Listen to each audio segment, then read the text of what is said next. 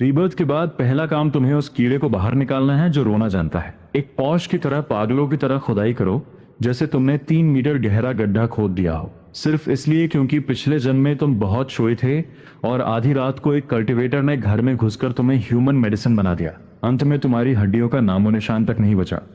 अब जब दूसरा जन्म मिला है तो तुम पूरी जिंदगी एक यूजलेस इंसान की तरह जीना पसंद करोगे, लेकिन जरा भी लाइमलाइट में नहीं आओगे। इसलिए तुमने न सिर्फ गुफा में जहर बिछाया, बल्कि वहां ट्रिगर होने वाले शार्प स्पाइक्स भी गाड़ दिए। अगर किसी ने गलती से भी अंदर कदम रखा तो तुम उसे बेरहमी से खत्म करके बेहतरीन खाद बना दोगे। खदान की गहराई में चिंगारियां उड़ रही हैं, हवा में बारूद और मिट्टी की गंध भरी है। ये चंजो ने मजबूती से आयरन पिकैक्स को पकड़ रखा है। उसके हाथ दर्द से कांप रहे हैं। उसने दांत पीसकर पूरी ताकत से कुल्हाड़ी पत्थर पर दे मारी।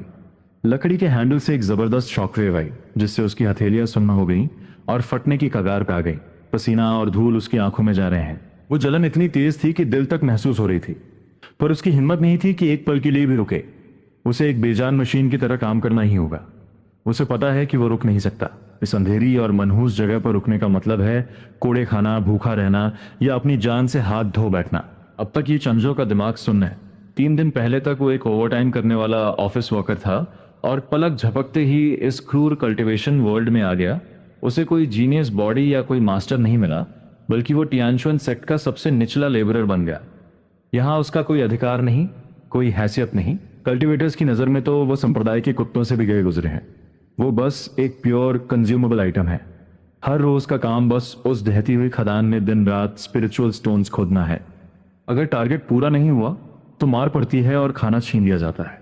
और सबसे बुरी सजा है पीछे के पहाड़ों में डिमोनिक बीस्ट्स का खाना बनना। तभी पास में ही एक जोरदार धमाका हुआ, जैसे बिजली कड़कने की आवाज आई हो। उसके तुरंत बाद किसी के चीखने की आवाज आई। सुपरवाइजर जॉ टेशन एक कांटेदार कोड़ा लहराते हुए गालियां बका हुआ वहां आया।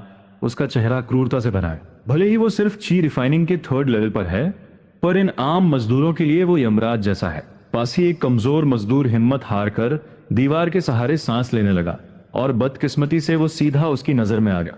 जाओ टाइसन ने बिना कुछ कहे कोड़ा घुमाया। मजदूर के पतले कपड़े फट गए और पीठ पर एक गहरा घाव उभर आया। वो जमीन पर गिरकर तड़पने लगा। उस मजदूर ने असहनीय दर्द के बावजूद घिसते हुए अपनी कुल्हाड़ी उठाई और रोते हुए माफी मांगने लगा कि वो अब कभी आलस नहीं करेगा। आसपास के मजदूरों की तो जैसे सांसें ही थम गई हो।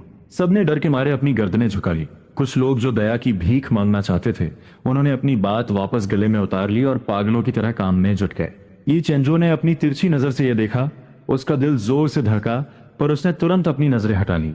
उसका चेहरा भावहीन था, सांसें एकदम स्थिर, जैसे वो सच में कोई मशीन हो। इस खूंखार दुनिया में बिना ताकत के हीरो बनना मतलब अपनी मौत को दावत देना है। उसका सर्वाइवल मंत्र सिर्फ एक है, सर झुकाओ, काम करो और पंगे मत लो। जाटेशन कोड़ा हाथ में लिए उसके पीछे से गुजरा। उसने जमीन पर पड़े पत्थरों और ये चंजों के स्टडी काम को देखा और एक संतुष्ट आवाज निकालकर आगे बढ़ गया। जब कदमों की आवाज दूर हो गई, तब जाकर ये चंजों ने राहत की सांस ली। सांस लेने के उस छोटे से ब्रेक में उसने मन एक कमांड दिया और एक स्क्रीन उसके सामने आ गई। एक semi transparent light blue panel उसके सामने तैरने लगा, जिसे सिर्फ वही देख सकता था। यही उसका इस दुनिया में एकमात्र ट्रम्प कार्ड है, एट्रीब्यूट एक्सट्रैक्शन पैनल। ये पैनल बहुत ही बेसिक है। न कोई शॉप है, न कोई वॉइस गाइडेंस, बस कुछ सूखी लाइनें लिखी हैं। पोस्ट ये चंजो, level model, available attribute points 0। इसका फंक्शन बहुत सीधा और खतरनाक है। जब भी ये किसी जिंदा या मुर्दा चीज को छुएगा, ये उसके एट्रीब्यूट निकालकर खुद में मर्ज कर सकता है। जब उसे पहली बार इस चीट का पता चला था तो वो खुशी के मारे चिल्लाने वाला था। उसका मन किया कि अभी के अभी पत्थरों को छूकर अपनी पावर बढ़ा ले, लेकिन उसने खुद को जबरदस्ती रोका। इस सेक्ट में स्पिरिचुअल स्टोन्स की चेक इन बहुत स्ट्रिक्ट है। अगर उसके छूने से पत्थर बेकार हो गए तो जाओ टिएशन उसे जिंदा गाड़ देगा। उड़ने की कोशिश करने वाला परिंदा ही पहले शिकार होता है, चुपचाप रहने वाला ही जीतता है। इन 3 दिनों में उसने अपने लालच पर काबू पाया है। वो बस एक सही मौके का इंतजार कर रहा था, जहां वो सुरक्षित होकर एक्सट्रैक्ट कर सके। तभी छुट्टी का शंख पूरे खदान में गूंज उठा। मजदूरों ने राहत की सांस ली और थक कर जमीन पर गिर पड़े। फिर सब अपनी भारी टोकरियां लेकर हिसाब देने के लिए लाइन में लग गए।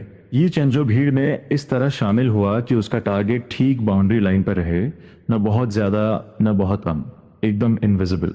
हिसाब देने के बाद सब खाने के लिए भागे, पर यह चंजो वहीं खड़ा रहा। उसकी नजरें कोने में पड़े कचरे के ढेर पर टिकी थीं। वहां बेकार पत्थरों का पहाड़ लगा था, जो सख्त थे और जिनमें कोई स्पिरिचुअल एनर्जी नहीं थी। यहाँ तक कि लोहार भी इन्हें हाथ नहीं लगाते थे। सेक्ट की नजर में ये सिर्फ कूड़ा था जिसे रोज पहाड़ के पीछे फेंक दिया जाता था। कूड़े के ढेर पर कोई ध्यान नहीं देता। ये चेंजो ने गहरी सांस ली और झाड़ू उठाकर सफाई करने का नाटक करते हुए उस ढेर के पास पहुंच गया। जब उसने देखा कि कोई उसे देख नहीं रहा है तो उसने झाड़ू फेंकी और अपना हाथ एक काले पत्थर पर रख दिया। मन ही मन उसने चिल्लाकर पैनल को कमांड दिया। नीली स्क्रीन फिर से चमक उठी। डिटेक्टेड वेस्ट आयरन और एक्सट्रैक्टेबल एट्रीब्यूट हार्डनेस। ये चेंजो ने बिना देर किए कंफर्म किया। हथेली से एक जबरदस्त खिंचाव महसूस हुआ। वो सख्त पत्थर तुरंत बेजान हो गया और उसके हाथ में ही राख बनकर बिखर गया। पैनल ने नोटिफाई किया, एक्सट्रैक्शन सक्सेसफुल, हार्डनेस +1। ये चेंजो का खून जोश से उबलने लगा। उसने अपने दोनों हाथ उन पत्थरों के ढेर में डाल दिए। नोटिफिकेशंस की बाढ़ आ गई। वो ढेर देखते ही देखते राख में बदलने लगा। कुछ ही पलों में ढेर सारा कूड़ा खत्म हो गया और उसकी हार्डनेस एट्रीब्यूट 100 तक पहुंच गई। उसने अपने पैरों से उस राख को कीचड़ में मिला दिया ताकि कोई सबूत न रहे। उसने मन ही मन मर्ज का कमांड दिया। वो 100 पॉइंट्स की हार्डनेस अब उसके पूरे शरीर और त्वचा में समा रही थी। एक बर्फीली ठंडी लहर उसके दिल से निकली और पूरे शरीर में फैल गई। ऐसा लगा जैसे हजारों सुइयां उसकी स्किन में चुभ रही हो। उसकी मांसपेशियों के रेशे किसी हाई डेंसिटी मेटल लिक्विड के साथ जुड़ रहे थे। कुछ ही पलों में वो अजीब एहसास खत्म हो गया। ये चेंजो ने अपने हाथ को दबाकर देखा। एहसास पूरी तरह बदल चुका था। पहले का साधारण मांस अब 100 साल पुराने चमड़े जैसा सख्त हो गया था। उंगली से जोर लगाने पर भी कोई निशान नहीं पड़ रहा था। उसने जमीन से एक धारदार पत्थर उठाया और अपनी बांह पर पूरी ताकत से वार किया। वो नुकीला पत्थर उसकी खाल पर लगा, पर ऐसा लगा जैसे वो किसी लोहे की चादर से टकराया हो। वहां बस एक हल्का सा सफेद निशान पड़ा जिसे रगड़ते ही वो गायब हो गया। ये चेंजो के मुंह से ठंडी आ निकली।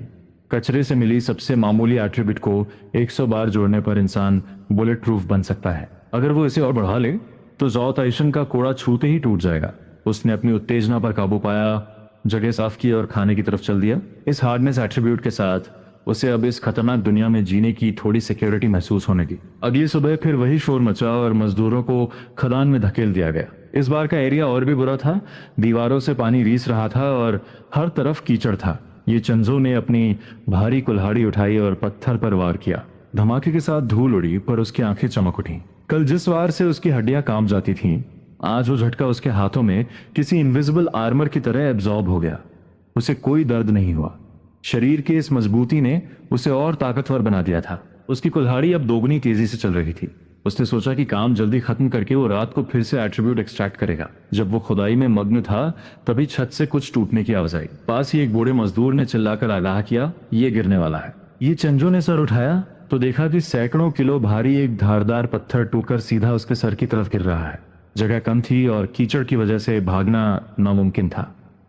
आखिरी पल में ये चंजो ने अपनी कुल्हाड़ी ऊपर कर दी। वो भारी पत्थर कुल्हाड़ी के लोहे के हैंडल से टकराया। इतनी जबरदस्त ताकत थी कि हैंडल मुड़ गया और कुल्हाड़ी का सिरा बेकाबू होकर सीधे ये चेंजो के हाथ पर जाकर लगा। रफ्तार इतनी तेज थी कि कोई कुछ समझ ही नहीं पाता। आसपास के लोगों ने डर के मारे आंखें बंद कर लीं। उन्हें लगा कि खून की नदियां बहेंगी, पर अगले ही पल एक धात्विक आवाज गूंजी, जैसे लोहा लोहे से टकराया हो। खदान में धूल भर गई और वो बूढ़ा मजदूर दहशत में कीचड़ में गिर पड़ा। ये चंजो ने धूल का फायदा उठाकर अपना हाथ तुरंत छुपा लिया। उसने अपनी कलाई हिलाकर देखी, उसे कोई गहरी चोट नहीं लगी थी, यहाँ तक कि खरोंच भी नहीं आई। उसे बस एक हल्की सी लकड़ी की मार जैसा एहसास हुआ। वो खुद हैरान था कि ये एट्रीब्यूट इतना शक्तिशाली है, पर चेहरे पर उसने तुरंत मौत के डर वाले भाव ला दिए। वो घिसटते हुए पीछे हटा और अपनी टूटी हुई कुल्हाड़ी को सहलाने लगा। बूढ़ा मजदूर हकलाते हुए कहने लगा कि उसकी किस्मत बहुत अच्छी है, वरना आज उसका हाथ कीमा बन जाता। ये चंजो ने एक मासूम हंसी हंसी और कहा कि बस थोड़ी सी खाल छिली है। उसने धूल उठाकर जख्म पर लगा ली जैसे वो उसे पट्टी कर रहा हो। इस तरह उसने सबको झांसा दे दिया। कुछ दिन बीत गए और महीने का फाइनल असेसमेंट का दिन आ गया। मैदान में बड़े बड़े काले संदूक रखे थे। सुपरवाइजर ज़ो ताइशन अपनी कुर्सी पर बैठा पत्थर के गोलों से खेल रहा था। पास ही कुछ खूंखार डिसाइपल्स खड़े थे। आवाज गूंजी, च्यान योफू। उसका स्कोर आया 80 किलो स्पिरिचुअल ऑरे, टारगेट से ज्यादा। इनाम में आधी ची गैदरिंग पिल दी जाती है। भीड़ में जलन और हैरानी की लहर दौड़ गई। च्यान योफू खुशी खुशी अपनी दवाई लेकर आगे बढ़ा। ये चंजो ने देखा कि कैसे दूसरे बूढ़े मजदूर उसे भेड़ियों की तरह देख रहे हैं। उसे पता था कि इस नर्क जैसी जगह पर अपनी दौलत दिखाना मतलब अपनी मौत को दावत देना है। जल्द ही ये चंजो का नाम पुकारा गया। उसने अपनी टोकरी खाली की। वजन करने वाले डिसाइपल ने बिना किसी एक्सप्रेशन के कहा, 50 किलो, सिर्फ मिनिमम राशन मिलेगा। जाओ टायशन ने नजर उठाकर देखा तक नहीं। उसके लिए ये चेंजो जैसे लोग जो बस लाइन पर रहकर काम करते हैं, किसी काम के नहीं। ये चेंजो ने चुपचाप अपनी राशन की थैली ली और भीड़ के एक गुमनाम कोने में चला गया। कुछ लोग जो पहले उस पर नजर रख रहे थे, उसका कम राशन देखकर मुंह फेर कर चले गए। ये चेंजो मन ही मन हंसा, उसे यही गुमनामी चाहिए थी। इन दिनों में वो चाहता तो और पत्थर ला सकता था, पर उसने जानबूझकर फालतू पत्थर को तोड़कर कूड़े के ढेर में डाल दिया था। जान बची रहे तो बहुत है, उस घटिया आधी गोली का क्या करना। रात के सन्नाटे में जब सब खर्राटे ले रहे थे, ये चंजो एक काली बिल्ली की तरह बिस्तर से उतरा और दीवार के सहारे बाहर निकल गया।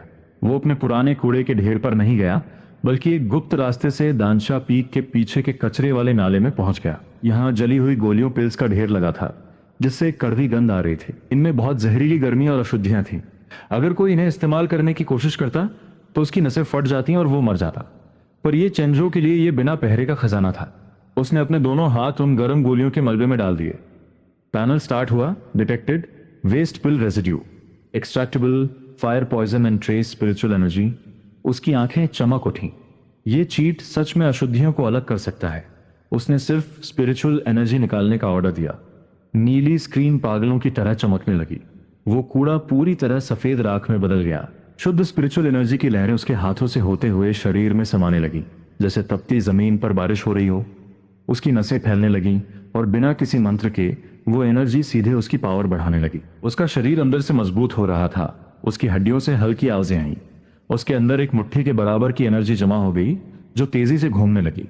सारी एनर्जी अब्सॉर्ब करने के बाद ये चेंजो खामोशी से ची रिफाइनिंग के सेकेंड लेवल पर पहुंच गया, पर उसने तुरंत पैनल की मदद से अपनी असली ताकत को छुपा लिया। अगली सुबह उठते ही उसने पहला काम अपनी ऑरा को लॉक करना किया।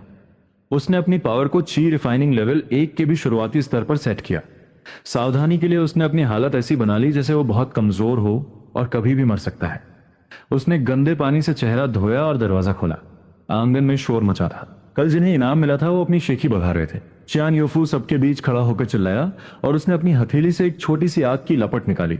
उसने गर्व से कहा कि यह पिल फायर टेक्निक है, जो उसने कल ही सीखी है। मजदूर उसकी चापलूसी करने लगे कि अगले महीने वो जरूर फॉर्मल डिसाइपल बन जाएगा, पर तभी वो आग की लपट फड़फड़ाकर बुझ गई। ये चंजो अपनी टूटी बाल्टी लेकर वहां से गुजरा। उसने मुड़कर देखा तक नहीं। उसकी नजर में ये छोटी मोटी टेक्निक्स सिर्फ दिखावा और बर्बादी हैं। अगर कभी दुश्मन से सामना हुआ तो ये हाथ में जलती आग दुश्मन को चिल्ला चिल्ला कर बताएगी कि आओ मुझे मारो। यहाँ रोज लोग गायब हो जाते हैं और किसी को पता तक नहीं चलता। ये चंजो ने सर्वाइवल के नियमों को अपनी हड्डियों में उतार लिया है। जितना कम दिखोगे उतना लंबा जियोगे। बाल्टी रखकर वो संप्रदाय के सबसे पुराने और वीरान लाइब्रेरी के पास पहुंचा। वहां धूल के सिवा कुछ नहीं था। रखवाला बूढ़ा आराम से खर्राटे ले रहा था। ये चंजो दबे पांव अंदर गया। पुराने कबाड़ के बीच उसे एक फटी पुरानी किताब मिली।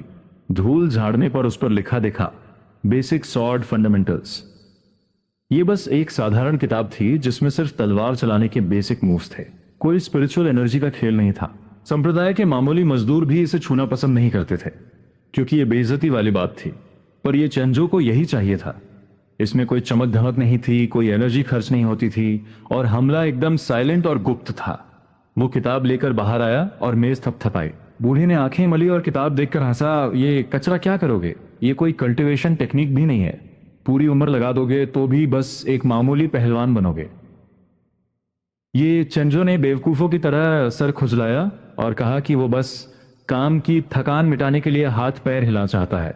बूढ़े ने उसे जाने का इशारा किया। किताब छुपाकर वो सीधे पहाड़ के पीछे लकड़ी काटने वाली जगह पर पहुंच गया। आज का target 500 kilo black iron would काटना है, जो लोहे जैसा सख्त होता है। आम मजदूर पूरा दिन कुल्हाड़ी चलाकर भी थक हार जाते हैं। हाथों से पत्थर तोड़ने की बात तो सुनी थी, पर यह चंजो को जरा भी फिक्र नहीं थी। पहले दिन जो हार्डनेस एट्रीब्यूट उसने निकाला था, वो अब उसकी स्किन में पत्थर की तरह जम चुका था।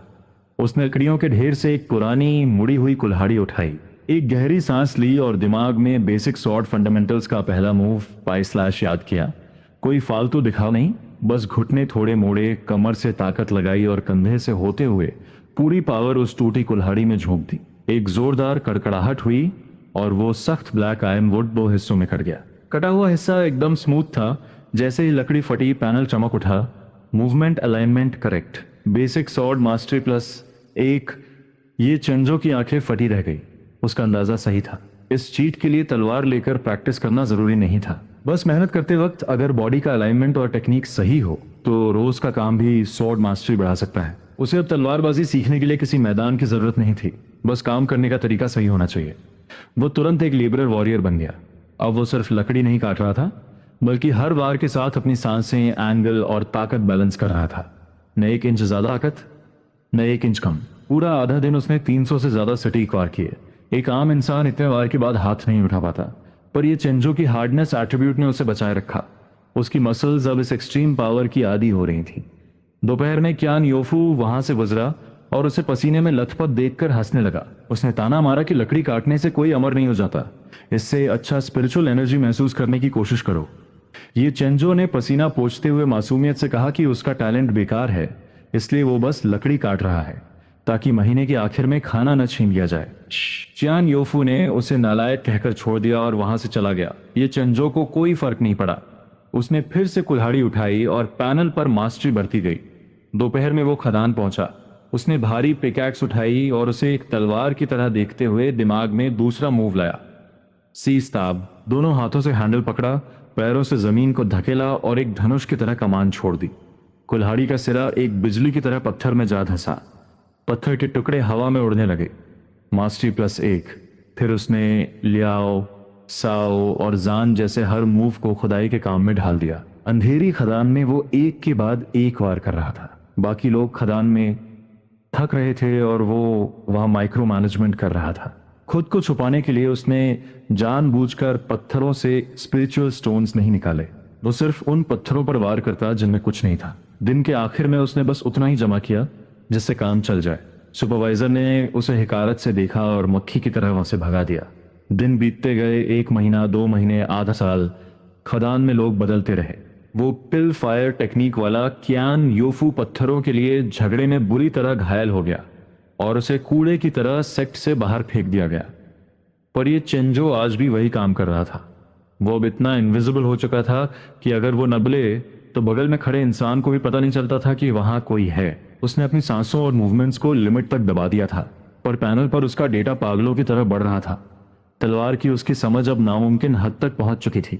अब उसके हाथ में कुल्हाड़ी हो या पत्थर, उसका हर वार परफेक्ट, फास्ट और डेडली था। आधे साल बाद एक अंधेरी रात में उसकी झोपड़ी में कोई रोशनी ही थी। ये चेंजो अपनी बिस्तर के पास खड़ा था और उसके हाथ में एक पुरानी टूटी हुई लोहे की तलवार थी जो उसे खदान में मिली थी। तलवार की धार टूटी हुई थी और हैंडल आधा सड़ चुका था, पर उसकी आंखों में कोई भाव नहीं था। उसने धीरे से तलवार उठाई और हवा में एक वार किया। न कोई हवा की आवाज आई, न कोई शोर, पर वो वार इतना खामोश और तेज था कि जैसे हवा ही कट गई हो। अचानक पैनल पर तेज रोशनी चमकी। Basic sword fundamentals, 10,000 times limit reached, special passive evolved, extreme sharpness. महीने का राशन मिलने का दिन था और बाहर लंबी लाइन लगी थी। हर मजदूर के लिए वो 2 किलो अनाज ही जीने की उम्मीद थी। ये चेंजो लाइन में बीच में खड़ा था, हाथ आस्तीन में डाले हुए जैसे कोई सोता हुआ पुतला हो। सुपरवाइजर जाओ तियाशन अपनी कुर्सी पर बैठा स्पिरिचुअल स्टोन्स के टुकड़ों से खेल रहा था। जो दाजोंग राशन लेने गया पर थैली देखते ही भाग गया। उसमें 1 किलो भी नहीं था। उसने हिम्मत जुटाकर पूछा कि क्या नियम 2 किलो का नहीं है। जाओ टाइसन ने उसे एक जोरदार लात मारी और वो दूर जाकर गिरा। उसका सारा अनाज धूल में मिल गया। जाओ टाइसन ने उसकी छाती पर पैर रखा और चिल्लाकर बोला, अब से मेरा शब्द ही नियम है। पिछले महीने कोटा पूरा नहीं हुआ और मेरा कमीशन कट गया। अगर तुम गधों से भरपाई नहीं करूंगा तो क्या अपनी जेब से दूंगा? आधा किलो अनाज लेना है तो लो, वरना दफा हो जाओ। पूरी भीड़ की सांसें थम गई। जाओ टाइसन अब चीफाइनिंग के 4th लेवल पर था। वो किसी मजदूर को मार भी दे तो कोई पूछने वाला नहीं था। ये चेंजो दौड़कर आगे आया, चेहरे पर वही चापलूसी वाली मुस्कान। जैसे ही वो राशन लेने लगा, जाओ ताइशन ने उसे रोक दिया। उसने ठंडी आवाज में कहा कि ये चेंजो बहुत चालाक बन रहा है और हर बार बस मिनिमम टारगेट ही पूरा करता है। ये सीधे सीधे लूटने का बहाना था। बाकी मजदूरों ने उसे हमदर्दी से देखा। ये चेंजो ने झुककर कहा कि मालिक, मेरा शरीर कमजोर है, इतना करना ही मेरे लिए बड़ी बात है। उसने वो आधा किलो अनाज तो नहीं लिया, बल्कि अपनी जेब से पिछले महीने का बचा हुआ थोड़ा अनाज भी निकाल लिया। उसने वो थैली बहुत इज्जत के साथ जाओ टाइजन के हाथ में रख दी। उसने कहा, मालिक, आप दिन रात बहुत मेहनत करते हैं।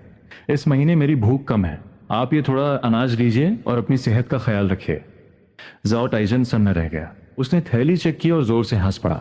उसने कहा, चलो कम से कम ये चंजो वफादार तो है, जाओ काम पर वापस लगो।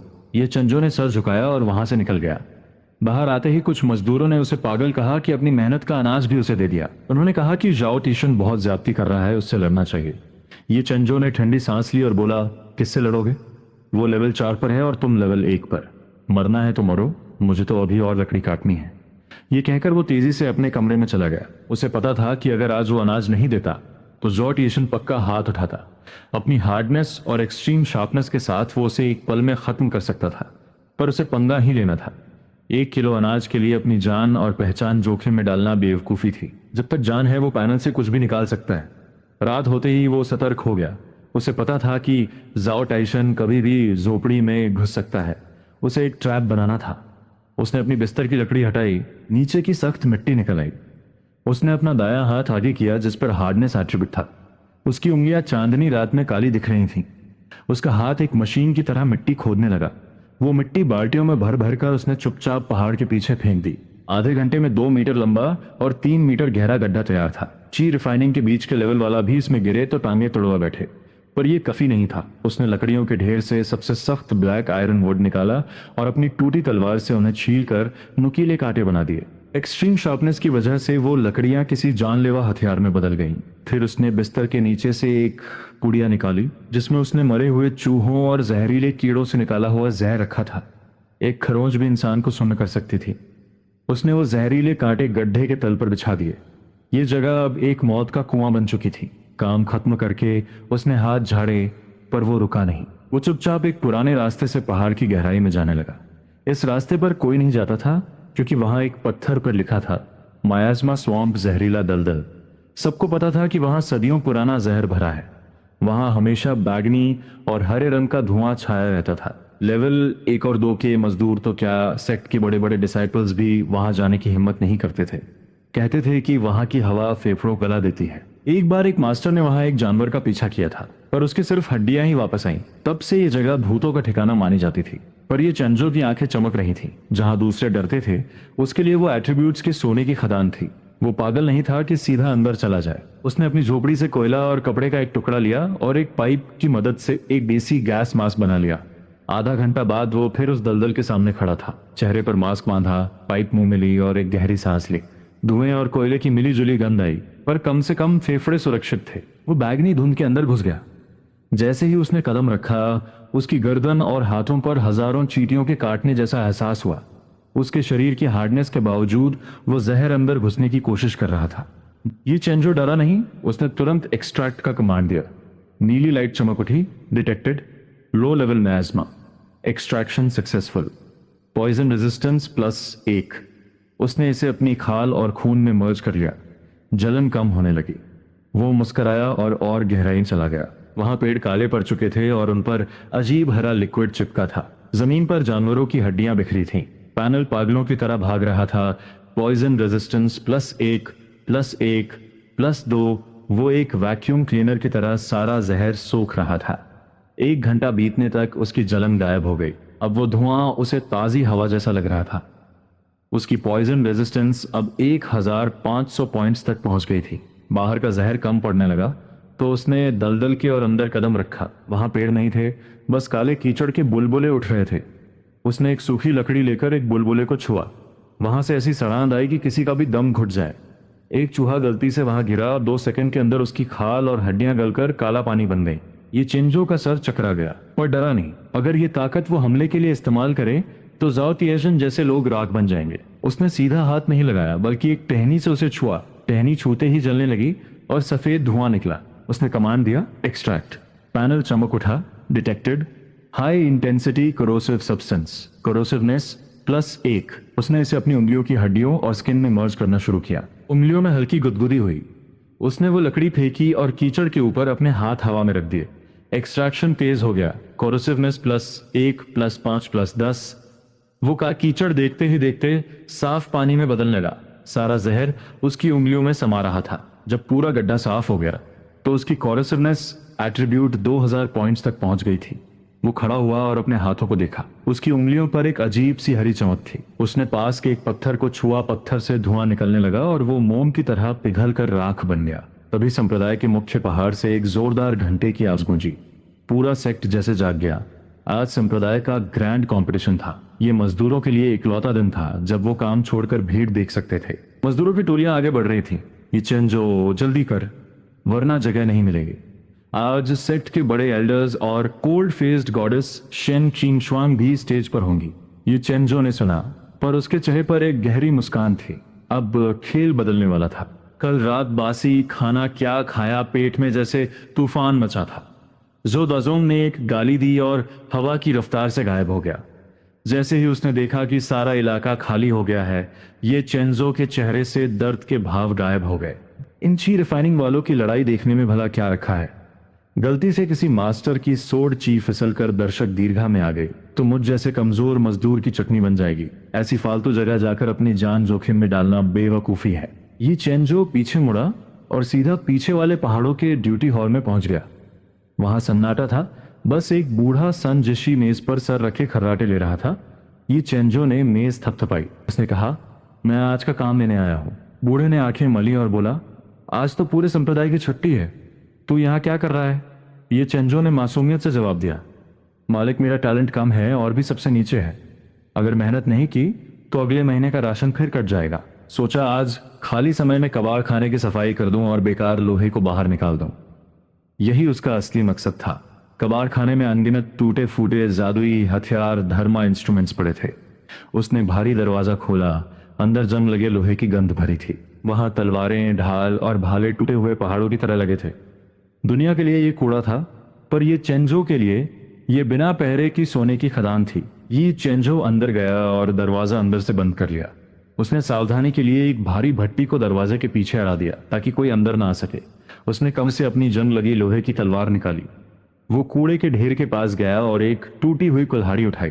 पैनल चमका, डिटेक्टेड, ब्रोकन लो ग्रेड धर्मा इंस्ट्रूमेंट, एक्सट्रैक्शन सक्सेसफुल, शार्पनेस +1। उसने तुरंत उसे अपनी तलवार में मर्ज कर लिया। वो कुल्हाड़ी राख बनकर बिखर गई, पर उसके हाथ की तलवार में एक हल्की चक आई। वो रुका नहीं। उसने दोनों हाथ उस ढेर में डाल दिए और पागलों की तरह एक्सट्रैक्शन शुरू किया। हजारों सालों से पड़े वो हथियार उसके छूते ही मिट्टी होने लगे। ये चंजो एक इंसानी वैक्यूम क्लीनर बन चुका था, जो शार्पनेस, तेज धार और टफनेस मजबूती खींच रहा था। घंटों बीत गए। कूड़े का ढेर उसकी आंखों के सामने गायब होने लगा और जमीन पर लोहे की राख की मोटी परत जम गई। जब उसने आखिरी टूटी हुई ढाल को भी सोख लिया तो वो पसीने से तरबतर था, पर उसका जोश 7वें आसमान पर था। हजारों हथियारों का निचोड़ उसने अपनी तलवार में डाल दिया था। शार्पनेस और टफनेस की एट्रीब्यूट्स 30,000 पॉइंट्स तक पहुंच गई थी। उसने अपनी जंग लगी तलवार को देखा। उसकी धार पर एक काली लकीर उभर आई थी जो रोशनी को भी काट रही थी। उसने हवा में हल्का सा वार किया। एक बारीक सी शू की आवाज आई और हवा जैसे 2 हिस्सों में बन गई। दूसरी तरफ ड्यूटी हॉल के बाहर हंगामा मचा था। 2 डिसाइपल्स एक काम के लिए आपस में भिड़ गए थे। एक काम ऐसा था जहां 10 स्पिरिचुअल स्टोन्स मिलने थे और ठंडे झरने के पास अभ्यास का मौका था। दोनों ने अपनी तलवारें निकाल ली थीं और खून खराबा शुरू हो गया था। ये चेंजो हाथ आस्तीन में डाले, गर्दन झुकाए, एक परछाई की तरह दीवार से सटकर अंदर घुसा। उसने लड़ रहे डिसाइपल्स की तरफ मुड़कर भी नहीं देखा। 10 स्पिरिचुअल स्टोन्स के लिए जान दांव पर लगाना बेवकूफी है। वो चुपचाप सबसे कोने वाले बोर्ड के पास गया जहां धूल जमी थी। वहां वो काम लिखे थे जिन्हें कुत्ता भी ना करे, मेहनत ज्यादा और दाम कम। उसकी नजर एक काली पट्टी पर पड़ी, repairing the back mountain stone steps, reward 3 contribution points. ये काम सबसे घटिया था। हजारों सीढ़ियां ठीक करनी थी और कोई फायदा नहीं था, पर ये चेंजो के लिए ये किसी खजाने जैसा था। उसने पट्टी उठाई और काउंटर पर जाकर बोला, ये काम मैं करूंगा। बूढ़े ने उसे हैरानी से देखा। सीढ़ियां आधी टूट चुकी हैं, 3 दिन में खत्म नहीं किया तो पॉइंट कटेंगे। ये चेंजो ने मुस्कुराकर कहा, मैं कमजोर हूं, मुझे शांति में काम करना पसंद है। उसने औजार उठाए और भाग गया, कहीं वो बूढ़ा इरादा न बदल दे। आधा घंटा बाद वो पहाड़ की तलहटी में था। वहां सच में कोई रूह तक नहीं थी। सीढ़ियां टूटी फूटी थीं और बादलों तक जा रही थीं। उसने सामान फेंका और गहरी सांस ली। उसने अपने दोनों हाथ पहाड़ की चट्टान पर रख दिए। ये पूरा पहाड़ हजारों सालों से खड़ा था। इसमें स्थिरता और भारीपन कूट कूट कर भरा था। पैनल चमक उठा, डिटेक्टेड मैसिव अर्थ वेम पावर, एक्सट्रैक्शन सक्सेसफुल, हेवीनेस +1। उसने बिना झिझके वो सारी ताकत अपनी हड्डियों और मांसपेशियों में भर ली। एक पल के लिए उसे लगा कि उसके पैरों में सैकड़ों किलो वजन बांध दिया गया है, पर अगले ही पल उसका शरीर वापस हल्का हो गया। वो हैवीनेस उसकी रूह में समा गई थी। अब वो जमीन पर एक पुराने बरगद की तरह जम चुका था। उसने काम शुरू किया। एक हाथ से सैकड़ों किलो के पत्थरों को खिलौने की तरह उठाकर फेंकने लगा।